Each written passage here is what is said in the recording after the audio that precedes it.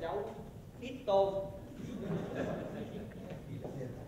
Dạ, con tên là Đào Việt Kiên Chương, là cháu Đít Tôn của ông bà nội. Thực ra con rất là sợ để mà nói đến cái sự cháu Đít Tôn, tại vì thấy cháu Đít Tôn của ông Abraham là ông về sau thấy không có được khả quan lắm. nhưng mà ngày hôm nay thì trước khi sẽ có một số đại diện của các cháu của bà sẽ có những lời để mà nói về bà ngày hôm nay. Nhưng mà trước hết con xin đọc một vài lời của một số em có thể là bởi vì ngần ngại hoặc là không có mặt ở đây mà cũng xin muốn gửi đến bà. Trước hết là từ Thái An nói rằng grandmom is a deeply religious person and is super dedicated to keeping the faith. She is also very generous, always trying to send money to people who need it in Vietnam or to the people she knows who are in need around her. She's always thinking about family and how to keep everyone together and in the faith as well.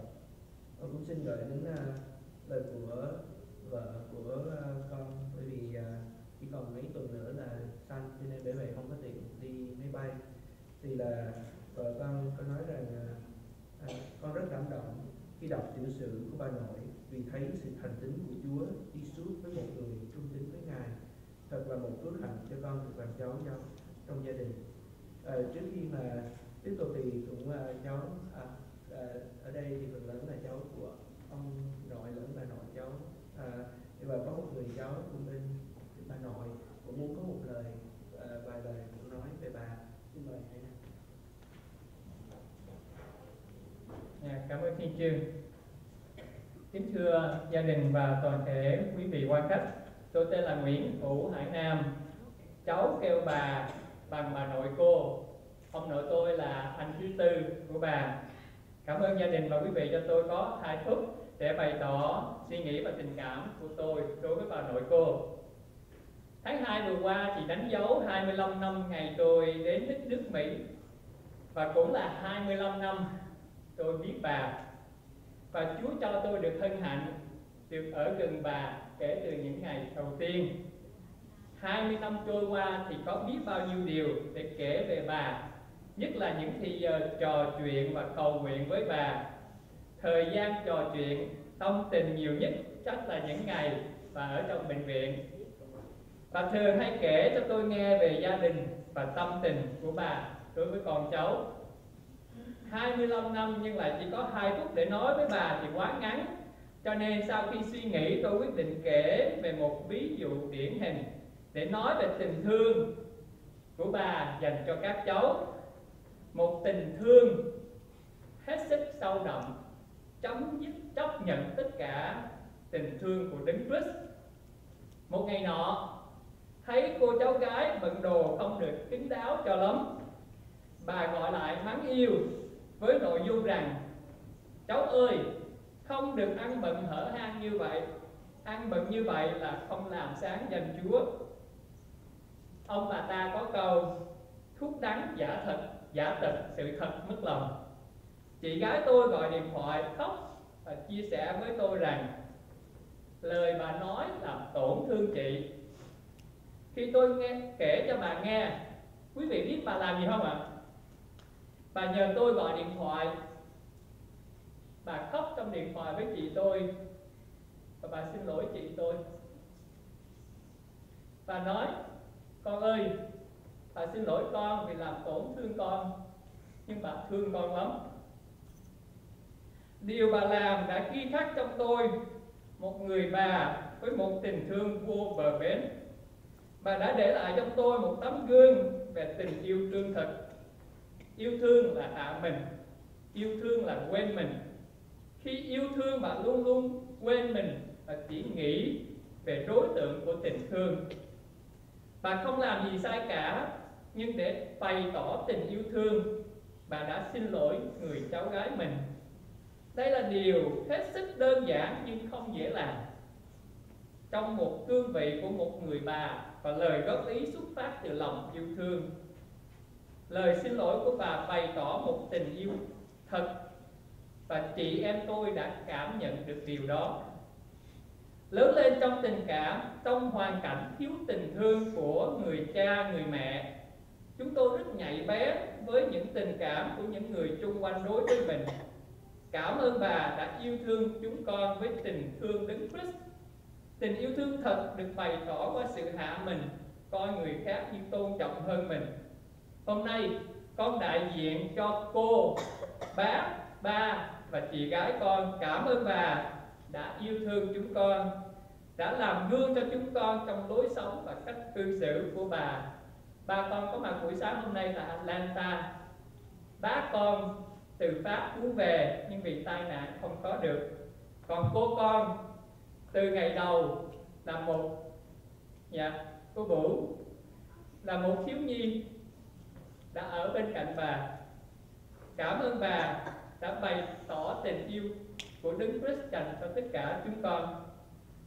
Tôi hầu việc Chúa, một trong những yếu tố là vì bà luôn luôn nâng đỡ, khuyến khích và cầu nguyện. Và tôi muốn kết thúc với lời của Gia Ân vợ tôi. Anh để coi các con, các cháu của bà từng người một rồi sẽ dâng mình hầu việc Chúa, bởi vì có một người mẹ, một người bà mà luôn luôn cầu nguyện cho mình. Amen quý vị. Nguyện Chúa tiếp tục ban sức khỏe cho bà sống lâu. Bà cố chúng con sống trên 100 tuổi. Chúng con cầu nguyện và tin chắc rằng cũng như bà cố, bà nội cô sẽ sống trên 100 tuổi. Sáng nay chúng tôi vào và chúng tôi biết rằng tình trạng sức khỏe bà rất khả quan. Chúng ta tiếp tục cầu nguyện, tin nơi sự cầu nguyện của chúng ta. Amen.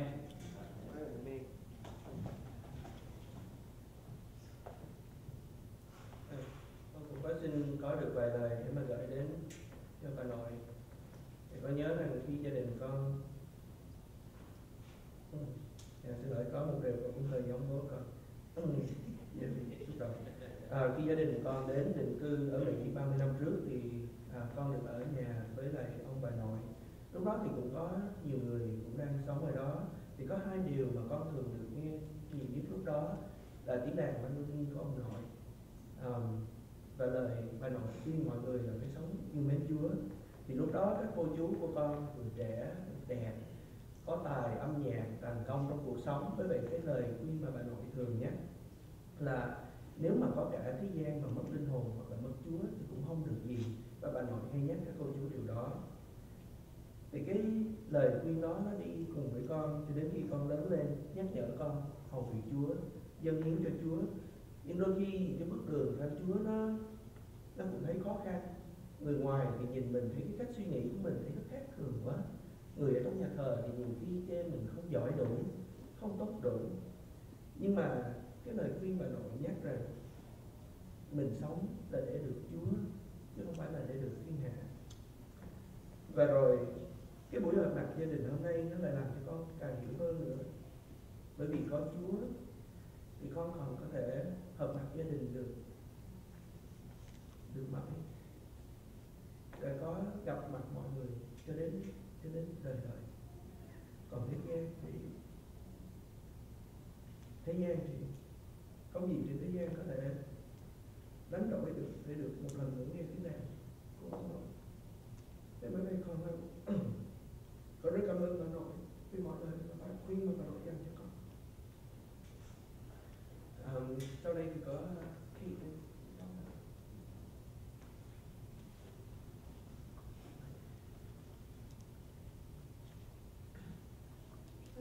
So living further from I wasn't able to spend much time with it, besides the occasional visit.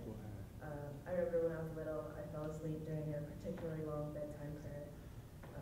But even though I wasn't around very much, I felt her influence through my mom. I feel like that my mom kind of mirrors the same values and love of God that God has. And through this kind of legacy, I've seen what a real relationship with God looks like and how it meaningfully impacts all areas of life. Besides the importance of faith, I've seen the importance of family. Being together on holidays, especially like every New Year's, has become such an important part of my childhood and moving forward. Kind of looking towards my own life, I want to not only remember these aspects, but apply them as well. Love of God and love of family has become an important part of who I am now.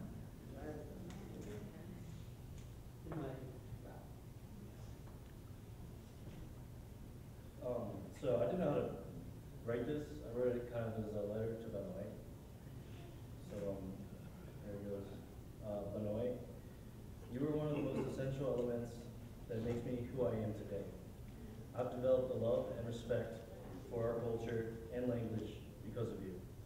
Without you, I wouldn't know any Vietnamese or understand it, and I'm so thankful for that. My appreciation for family is tremendous, thanks to all the love that you've shown at every family gathering. You've taught me so much throughout my life, and I want you to know that I've grown not just mentally and emotionally, but spiritually as well. And I know I don't read the Bible as much as you'd like me to, but I promise you that I pray for our family and you every day. Thank you, Benoit, for doing your best at trying to make me a moral and godly man. I couldn't have been more blessed to have a grandma like you. Love your grandson.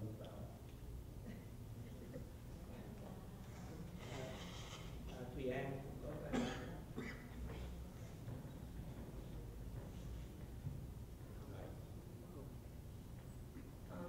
So today we celebrate Benoit's 90th birthday. 90 birthdays, that's a whole lot of living. More than enough to establish the character of a woman, to know who she is. And today I can declare that Benoit is a godly Christian woman who loves other people more than she loves herself. Throughout my life, I've seen the godly life that she's lived and the passion she has for helping people and bringing them to Christ. I spent a lot of my childhood with Benoit and Amoy in their home on Sherwood Avenue, mainly because both of my parents worked, and so they were my main caretakers. The thing I remember most is how Benoit opened up their home to whoever was in need. So many people passed through that house, whether it was just for a few weeks or a few months. And not only did Benoit provide for them physically with food and shelter, but they also provided for them spiritually as well. There was always singing, scripture reading, and Bible studies at that home. Benoit's love for God overflows, and she shares the gospel with everyone she can. And I used to accompany Benoit on many of her errands. And we would meet random people, complete strangers, at the doctor's office, at the bank, standing in line at the pharmacy. It didn't matter that Benoit's English wasn't great or that she had a heavy Vietnamese accent. She was never too shy to ask, "Do you know Jesus?" or "Are you Christian?" Benoit is fearless when it comes to sharing the gospel, and she takes advantage of every opportunity presented her to share the good news. The character that you see in Benoit comes from the fruit of the Spirit: love, joy, peace, patience, kindness, goodness, faithfulness, gentleness, and self-control. Her faith in God has led to a truly successful and rewarding life, one with numerous lives saved for Christ. I wish Benoit was here because she could just take a moment to look around this room and see all the people here. And we are just a small number of people whose lives that she's impacted. We are so happy to be here to celebrate another great milestone, an anniversary of an already extraordinary life, one that is dedicated to living for Christ. May God bless Benoit with many more days of strength and good health, so that she can continue fulfilling the work that God has called her to do here on earth. Happy birthday, Benoit.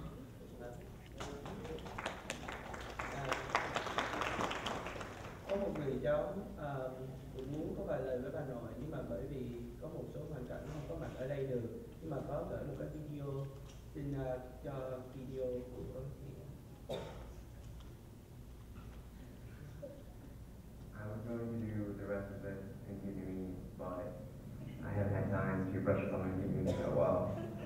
So hopefully Hobong or Boha or my dad can translate for you and I hope this reaches you well, and I hope the message gets across.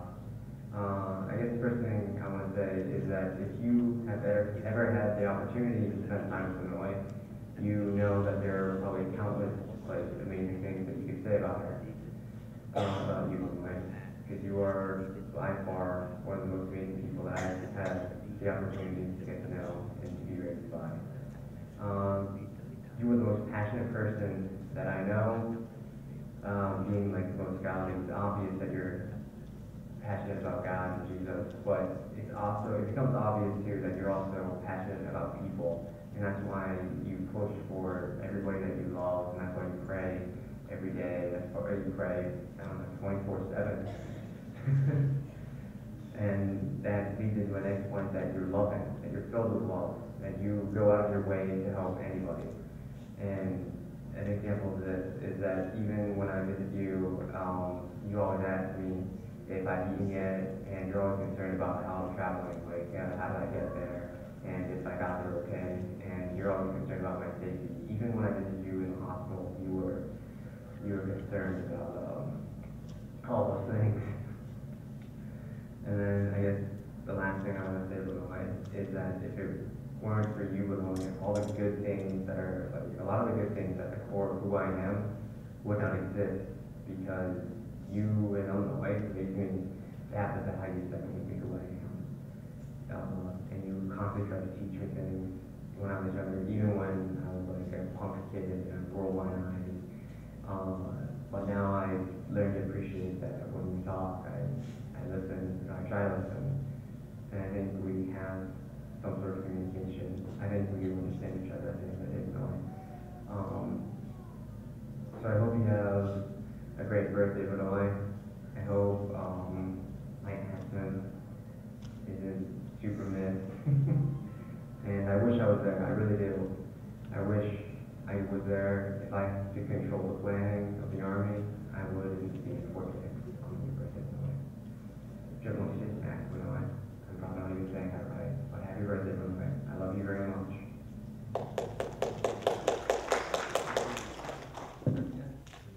Đó là những lời mà cho các cháu gửi đến bà nội.